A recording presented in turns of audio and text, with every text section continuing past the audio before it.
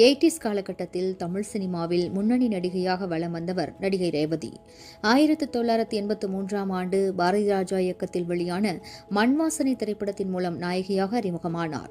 நடித்த முதல் படத்திலேயே மிகப்பெரிய அளவில் வெற்றி பெற்று சிறந்த நடிகைக்கான விருது பெற்றார். அதன்பின் ரேவதியின் மார்க்கெட் உயர அடுத்தடுத்து தமிழ், மலையாளம், தெலுங்கு, ஹிந்தி திரையுலகிலும் அடுத்தடுத்து படங்களில் நடித்து வந்தார். மௌனராகம், புன்னகை மன்னன், கிழக்கு வாசல், தேவர் மகன், மறுபடியும், அஞ்சலி, மகளிர் மட்டுமென அவர் தேர்ந்தெடுத்து நடித்த படங்கள் அவரின் நடிப்பு திறமையை மக்களுக்கு எடுத்துக்காட்டியது. நடிகையாக மட்டுமின்றி இயக்குநராகவும் வலம் வந்தார். அந்த வகையில் தற்போது டிஸ்னி பிளஸ் ஹாட்ஸ்டார் தளத்தில் வெப் சீரிஸ் ஒன்றை இயக்கி வருகிறார். இந்நிலையில் பிரபல சீரியல் நடிகர் அரவிந்துடன் நடிகர் ரேவதி ஒரு புகைப்படம் எடுத்துள்ளார். தற்போது இந்த புகைப்படம் இணையத்தில் வெளியாகி வைரலாகி வருகிறது.